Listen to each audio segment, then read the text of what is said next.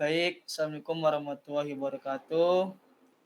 Di sini kami kelompok 6 yang bertemakan analisis sentimen ulasan game Blood Strike di Google Play Store. Nah, sebelum kita lanjut pembahasan, di sini kami ingin memperkenalkan diri. Saya sendiri bernama Muhammad Ihsan dengan NPM 2135100801. Nah, lalu ada saudara saya Ahmad Syafi'i 2135101157. Nah, lalu ada teman saya bernama Fadil Tarik Ahmad dengan NPM 2135100452. Lalu ada saudara Muhammad Fahru Rafiq dengan NPM 2135100682. Lalu yang terakhir ada saudara Tuah Aji Saka dengan NPM 21350412. Nah, baik, di sini saya bakal lanjut pembahasan dari tema analisis sentimen ulasan game Blood Strike di Google Play Store. Nah, pertama-tama yaitu kita masuk ke fase latar belakang. Nah, industri game terus berkembang pesat dengan jumlah unduhan dan ulasan pengguna di platform seperti Google Play Store menjadi indikator penting untuk mengevaluasi keberhasilan sebuah game. Blood Strike sebagai salah satu game FPS yang populer telah menarik perhatian jutaan pengguna di seluruh dunia. Namun, keberhasilan game ini tidak hanya diukur dari jumlah unduhan, tetapi juga dari sentimen penggunaan dalam ulasan yang mereka tinggalkan. Lanjut slide-nya. Nah, tujuan analisis sentimen yaitu industri semakin terus berkembang dengan pesat. Nah, dengan jumlah unduhan dan ulasan pengguna di platform seperti Google Play Store menjadi indikator penting untuk mengevaluasi keberhasilan sebuah game. Blood Strike sebagai salah satu game FPS yang populer telah menarik perhatian jutaan pengguna di seluruh dunia. Namun keberhasilan game ini tidak hanya diukur dari jumlah unduhan, tetapi juga dari sentimen penggunaan dalam ulasan yang mereka tinggalkan. Oke, next slide-nya. Nah, import data. Di sini kami menggunakan teknik scraping. Nah, scraping adalah teknik untuk mengumpulkan data dari situs web secara otomatis menggunakan program atau script. Teknik ini digunakan untuk mengekstrak informasi yang tersedia di halaman web, baik berupa teks, gambar, tautan, atau data lainnya, sehingga bisa diolah lebih lanjut sesuai kebutuhan. Lalu, proses ini sering disebut sebagai web scraping. Nah, kami mengambil data dari ulasan game Blood Strike yang ada di Google Play Store. Di sini, saya mengambil setting bahasa menggunakan bahasa Indonesia. Kemudian saya gunakan most relevant untuk mendapatkan ulasan yang paling relevan. Di sini, jumlah ulasan yang mau saya ambil ada 1000. Kemudian difilter. Skor kita gunakan untuk mengambil semua skor atau rating bintang 1 sampai dengan 5. Nah, hasilnya ditempatkan data awal ulasan yang telah di-scrape didapatkan. Nah, di sini telah terdapat 1000 data ulasan yang telah diambil dari scraping tersebut dan didapatkan banyak sekali kolom-kolom, kemudian kolom-kolom tersebut kita filter lagi sehingga didapatkan kolom konten dan skor. Oke, saya lanjut. Oke, Kita silakan. masuk ke labeling.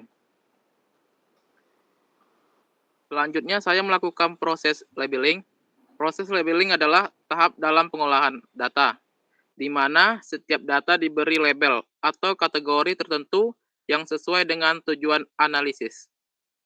Proses ini sangat penting dalam machine learning, terutama untuk metode supervised learning, di mana model dilatih menggunakan data yang sudah diberi label. Di sini, saya melakukan labeling pada kolom skor, di mana jika skor adalah kurang dari 3, maka negatif. Jika skornya adalah 4 atau 5, maka positif. Lalu, hasilnya telah didapat kolom baru bernama label. Kemudian kita masuk ke data cleaning. Handling missing value. Handling missing value adalah proses untuk mengatasi data yang tidak lengkap atau bisa disebut dengan missing data dalam dataset. Salah satu metode yang dapat digunakan adalah ignore tuple, di mana baris atau disebut dengan tuple yang memiliki nilai yang hilang dihapus sepenuhnya dari dataset. Di sini kami menghapus baris dalam data frame MyDF, di mana kolom label memiliki nilai none atau kosong. Baru in place. True berarti perubahan dilakukan langsung pada data frame, tanpa membuat salinan. Menghitung jumlah nilai kosong atau none di setiap kolom dalam data frame MyDF. Hasilnya, ditampilkan baris dari data frame. Terus, hasilnya setelah ditampilkan, maka nilai kosong akan terhapus. Baik, dilanjut oleh saudara saya.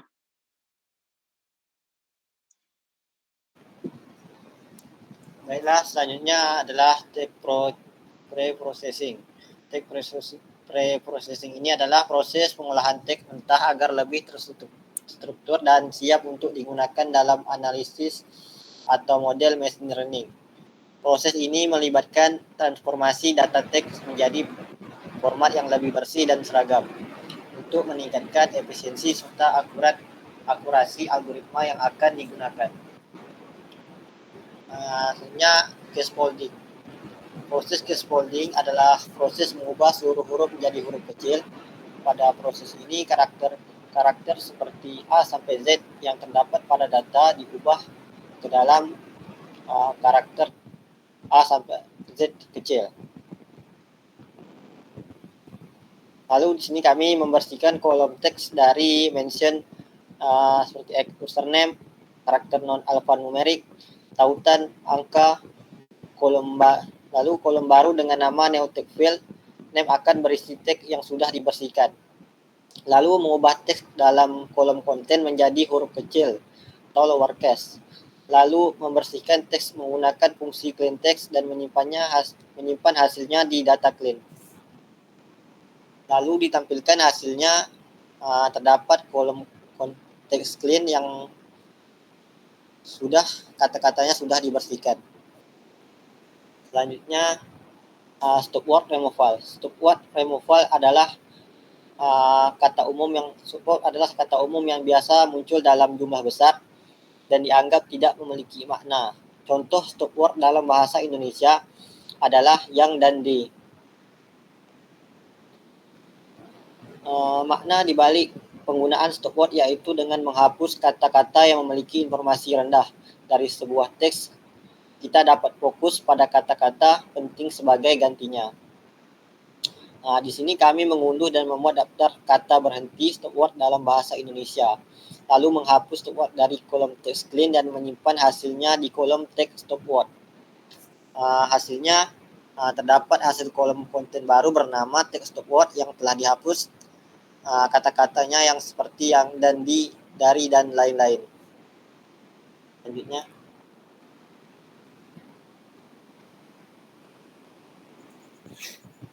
Baiklah, saya akan menjelaskan apa itu tokenizing. Tokenizing adalah proses pemisahan teks menjadi potongan-potongan yang disebut sebagai token untuk kemudian dianalisa. Kata, angka, dan simbol, tanda baca, dan entitas penting lainnya dapat dianggap sebagai token. Di dalam NPL, token diartikan sebagai kata meskipun tokenize juga dapat dilakukan pada paragraf maupun kalimat. Pertama, saya mengunduh tokenizer NLKT, lalu tokenisasi teks dalam kolom stack stop word ke dalam daftar kata-kata menggunakan word tokenize. Menyimpan hasil tokenisasi di kolom teks token.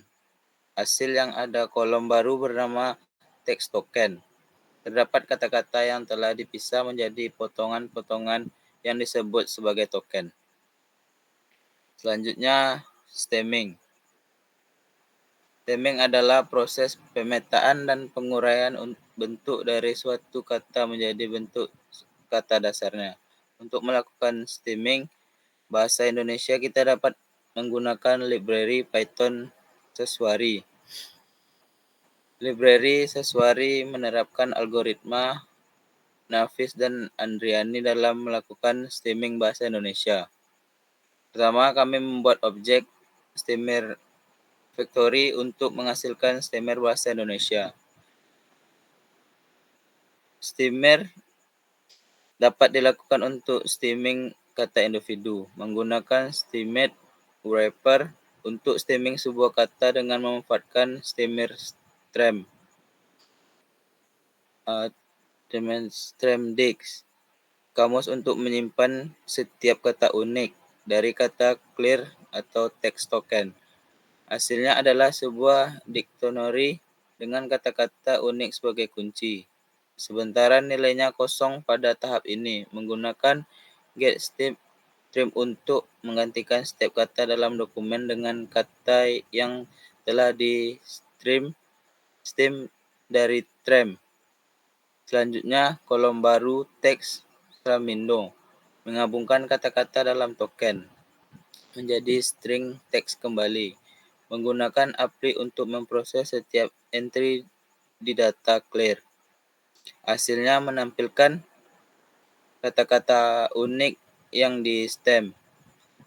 Teks yang telah melalui proses tokenisasi dan stemming dapat siap untuk digunakan dalam analisis lebih lanjut. Yang selanjutnya adalah pra-proses. Memberikan stack dengan menghapus tag HTML, menemukan dan mempertahankan emoticon, serta menghapus karakter non-alfabet dan mengkonversi tag ke huruf kecil.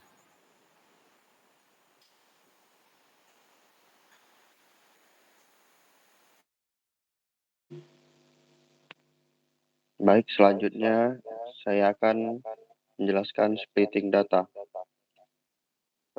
Splitting data adalah proses membagi dataset menjadi beberapa bagian untuk memastikan evaluasi model yang adil dan menghindari overheating. Biasanya data dibagi menjadi training set dan testing set, serta terkadang validation set. Splitting data ini dia memecah data tes 20% dari keseluruhan data. Next speak. Lanjut ke pembuatan TF-IDF. TF-IDF singkatan dari Term Frequency Inverse Document Frequency adalah teknik pembobotan yang digunakan dalam teks mining dan pengolahan bahasa alami atau NLP untuk mengevaluasi pentingnya sebuah kata dalam dokumen relatif terhadap sekumpulan dokumen korpus. Next speak. Selanjutnya, evaluasi model. Model yang pertama yaitu naive Bayes. Model naive Bayes didasarkan pada teorema Bayes dengan asumsi kuat bahwa setiap fitur independen. Model ini sering digunakan untuk klasifikasi teks seperti analisis sentimen atau spam detection. Kelebihan dari naive Bayes ini yaitu cepat dalam pelatihan, efektif untuk dataset besar, baik untuk data diskret dan kategori. Namun kekurangannya yaitu asumsi dependensi fitur sering tidak realistis dan sensitif terhadap fitur yang tidak relevan. Dan naive Bayes menggunakan metode evaluasi yang digunakan naive Bayes yaitu akurasi, precision and recall, lalu F1 score. Di sini kami telah melakukan naive biasnya di sini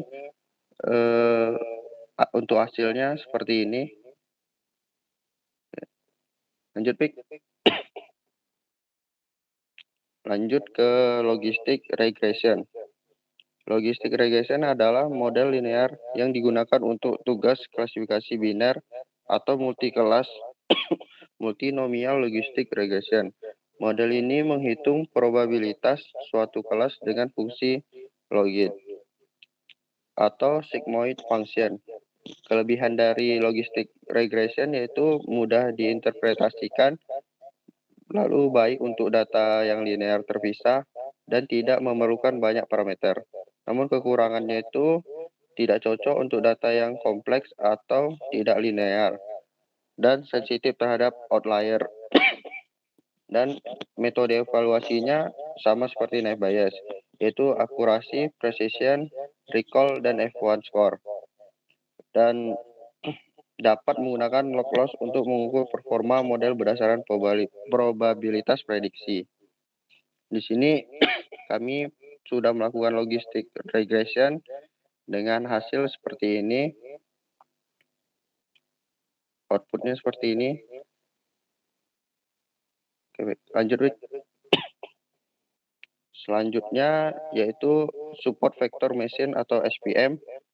SVM adalah model yang mencari hyperplane optimal untuk memisahkan kelas data dengan margin terbesar. Cocok untuk data yang tidak linear dengan penggunaan kernel, atau seperti RBF atau polinomial. Kelebihan dari model evaluasi ini, pertama, baik untuk dataset kecil dengan margin yang jelas, dapat menangani data tidak linear melalui kernel, lalu tidak mudah overfitting untuk dimensi tinggi. Namun juga memiliki kekurangan seperti lambat untuk dataset besar, pemilihan kernel dan parameter psi atau gamma memerlukan optimasi. Metode evaluasinya sama seperti logistic regression, yaitu akurasi, precision, recall, F1 score. Selanjutnya, Bik.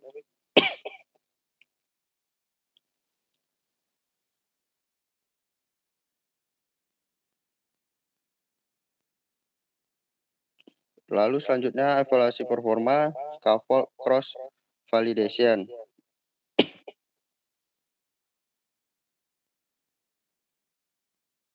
Di sini scaffold cross validation adalah teknik evaluasi model yang membagi dataset menjadi bagian untuk memastikan hasil yang lebih akurat dan robust. Di sini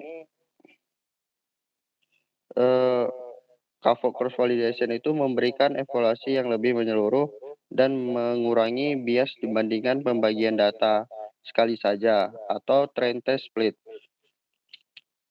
Pilih nilai K sesuai dataset, biasanya 5 atau 10 untuk keseimbangan antara akurasi dan efisiensi. Di sini kami sudah melakukan scaffold cross validation dengan hasil output seperti ini.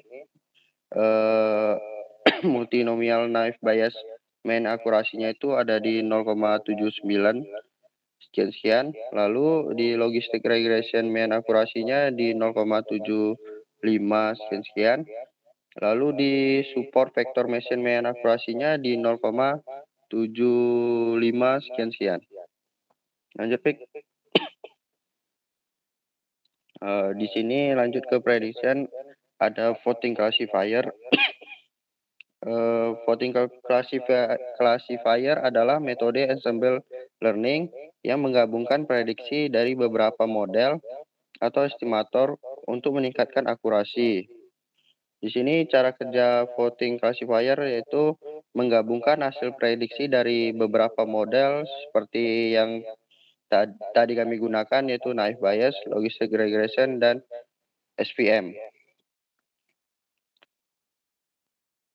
Di sini kelebihan voting classifier yaitu menggabungkan kekuatan beberapa model sehingga lebih stabil dan mengurangi risiko kesalahan jika suatu model berkinerja buruk.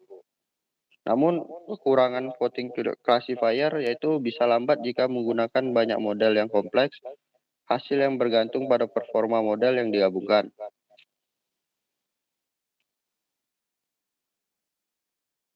Di sini kami sudah melakukan voting classifier dengan codingan seperti ini dan output seperti ini. Voting classifier cross validation score-nya seperti ini. 0,8, 0,78, 0,79, 0,7 dan di voting classifier main akurasinya ada di 0,764.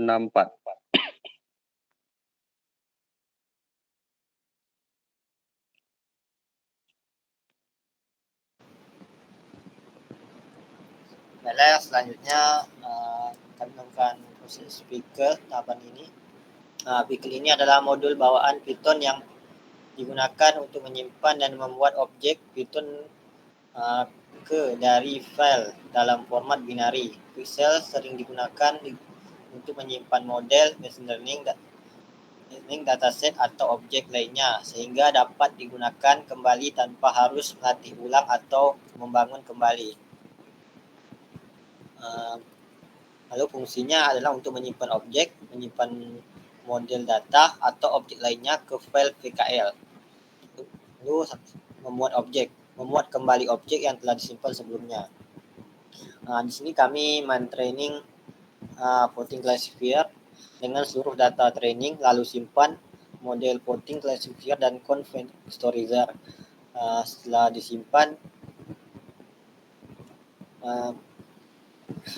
disimpan, maka selanjutnya kita muat, lalu kita lakukan data baru, prediksi data baru untuk transfer data baru menggunakan convectorizer yang telah dimuat.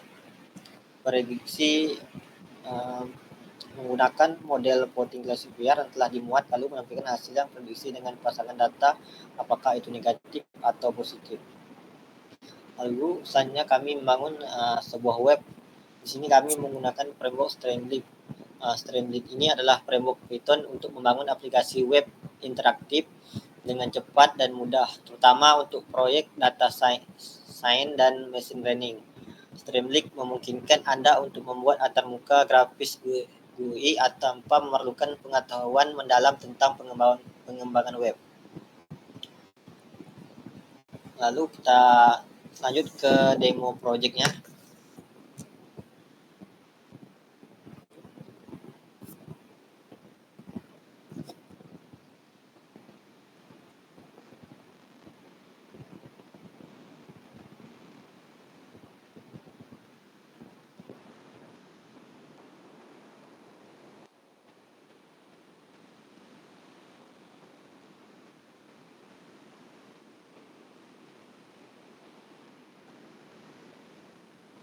Selanjutnya ini adalah project web dari kami.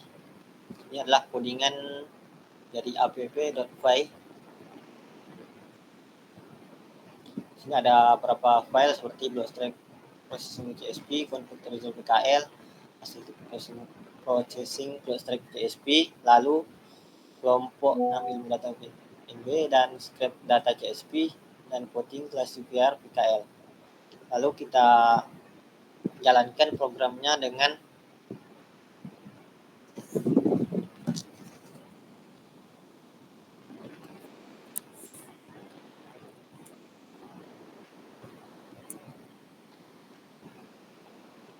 menggunakan streamlit run app.py. Kita jalankan.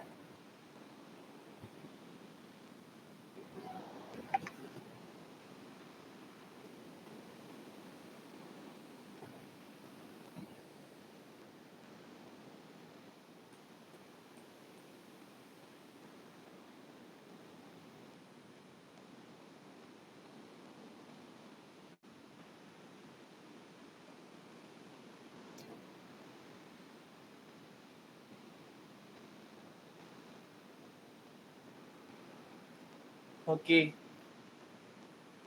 Sabar.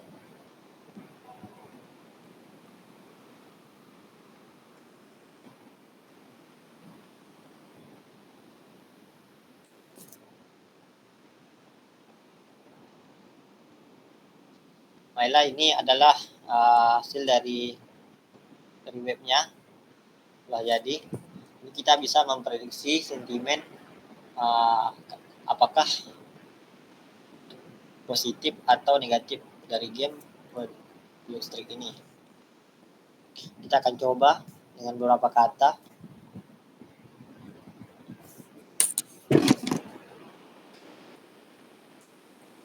Kita akan masukkan, coba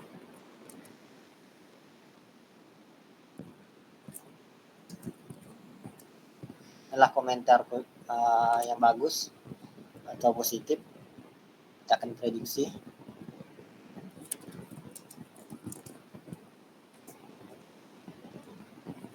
Maka hasil prediksi sini adalah positif. Coba kita akan mencoba dengan kalimat yang negatif.